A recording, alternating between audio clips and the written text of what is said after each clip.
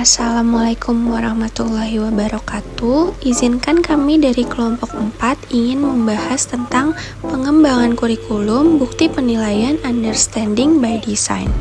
Sebelumnya, perkenalkan kami dari kelompok 4 yang beranggotakan Fadilah Alfiani, Karisma Nurfitriana, Nur Aini, Syafira Faradina Salwa, dan yang terakhir Wulan Nur Hidayah.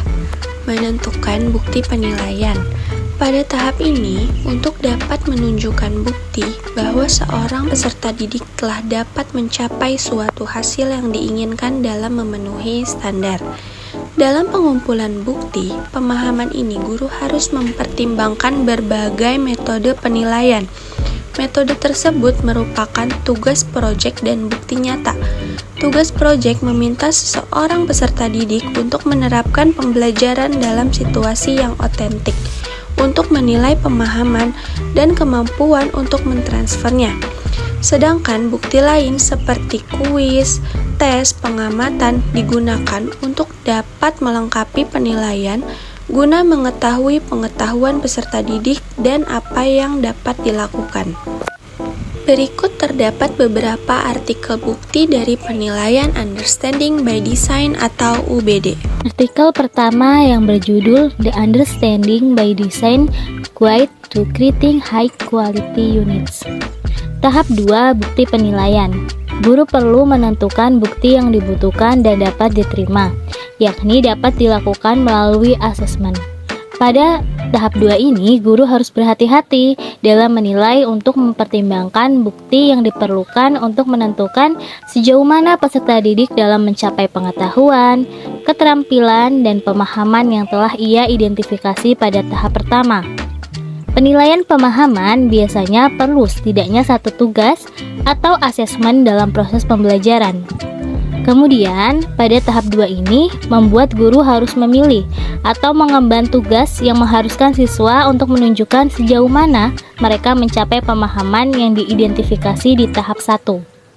Asesmen yang dilakukan pada tahap ini biasanya asesmen formatif yang dilakukan dalam proses pembelajaran. Asesmen formatif ini bertujuan untuk melihat sejauh mana peserta didik dalam mencapai tujuan pembelajaran. Asesmen lain dapat berupa tanya jawab, observasi, esai, bermain peran, proyek, kuis, jurnal, dan sebagainya. Sebagai guru, kita ingin memastikan seluruh peserta didik berhasil, dan cara terbaik dengan melakukan pengecekan secara konstan dan melakukan asesmen terhadap pemahaman mereka. Pada artikel kedua yang berjudul Backward Design tahap 2 menentukan bukti penilaian. Penilaian atau tes hasil belajar biasanya guru melakukannya pada tahap akhir kegiatan pada saat proses pengajaran telah berakhir. Pendekatan terbalik membuat guru untuk mulai mengoperasionalisasi tujuan atau standar yang ingin dicapai dalam bentuk bukti-bukti melalui kegiatan penilaian saat ia merencanakan satu pokok bahasan.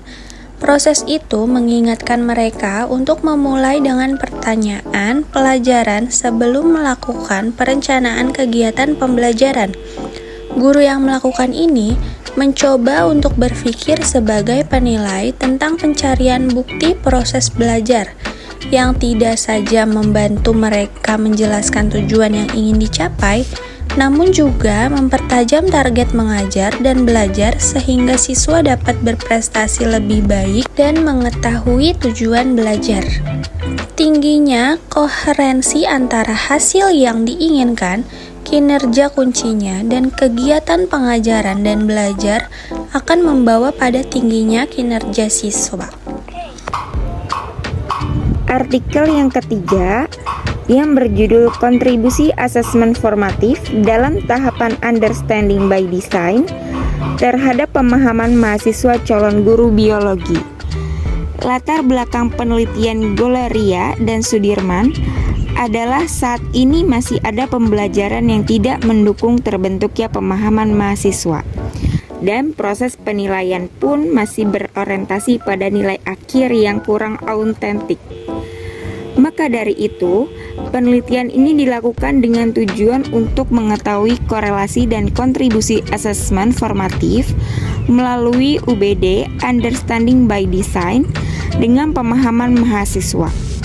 Berdasarkan uji korelasi terhadap 3 komponen asesmen formatif, yaitu ada feedback, self-assessment, dan peer assessment. Hasilnya menunjukkan bahwa komponen asesmen formatif memiliki hubungan yang positif dengan nilai pemahaman mahasiswa. Selain itu, berdasarkan uji regresi, hasilnya menunjukkan bahwa asesmen formatif dalam tahapan pembelajaran UBD Understanding by Design memberikan kontribusi sebesar 54,7% terhadap pembentukan pemahaman mahasiswa. Selain itu, asesmen formatif dengan strategi-strategi yang digunakan berdasarkan tahapan pembelajaran UBD seperti diskusi, presentasi, pembuatan mind mapping, analisis artikel ilmiah, dan praktikum memberikan kontribusi yang cukup besar terhadap pemahaman mahasiswa. Adapun komponen asesmen formatif yang digunakan dalam penelitian yaitu adanya feedback, peer assessment, dan self-assessment. Strategi dalam asesmen formatif tersebut yaitu berupa diskusi, presentasi, pembuatan mind map, analisis artikel ilmiah, dan kegiatan praktikum. Tahap 2 ini menjelaskan tentang instrumen evaluasi. Evaluasi dilakukan dengan mempertimbangkan apakah permasalahan dapat membuat siswa menunjukkan kinerjanya, sehingga pada akhir evaluasi dapat ditentukan apakah tujuan pembelajaran telah dicapai oleh siswa. Evaluasi dalam konteks ini merupakan evaluasi akhir dalam bentuk esai. Model esai dipilih dengan alasan untuk memungkinkan siswa mengeksplorasi pemikiran kritis mereka. Satu butir tujuan pembelajaran dapat dievaluasi dengan 1 atau lebih soal atau instrumen evaluasi. Soal evaluasi ada yang dibuat oleh guru sendiri dan ada juga yang diambil dari referensi perkuliahan. Soal evaluasi dibuat dengan model open-ended yang dimaksudkan untuk merangsang berpikir kritis dan menguji pemahaman konsep siswa. Pertanyaan tertutup juga disertakan untuk memeriksa kompetensi siswa dalam menerapkan persamaan dasar dalam materi pelajaran yang relevan. Artikel kelima yang berjudul Kontribusi Asesmen Formatif dalam Tahap Understanding by Design terhadap Pemahaman Mahasiswa. Proses penilaian yang dilakukan masih berorientasi pada nilai akhir yang tidak autentik. Oleh karena itu, dibutuhkan asesmen formatif, yaitu penilaian yang memiliki 3 komponen yang diperlukan, yaitu umpan balik atau feedback, penilaian sejawat atau per assessment, dan penilaian diri sendiri atau self-assessment yang bertujuan membentuk pemahaman. Penelitian itu bertujuan untuk mengetahui korelasi dan kontribusi asesmen formatif melalui UBD atau Understanding by Design dengan pemahaman mahasiswa.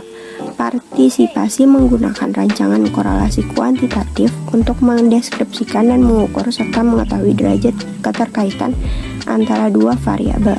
Uji statistik yang dilakukan adalah uji korelasi dan regresi. Penilaian menghasilkan kesimpulan bahwa terdapat korelasi antara semua komponen asesmen formatif melalui UBD dengan mahasiswa. Hasil uji regresi dihasilkan menunjukkan bahwa tingkat pengaruh komponen asesmen formatif yaitu feedback, peer assessment, dan self-assessment terhadap pemahaman UBD mahasiswa. Berikut adalah sumber dari jurnal dan artikel yang telah kelompok kami cari. Sekian pemaparan materi tentang bukti penilaian Understanding by Design atau UBD. Kurang lebihnya mohon maaf. Wassalamualaikum warahmatullahi wabarakatuh.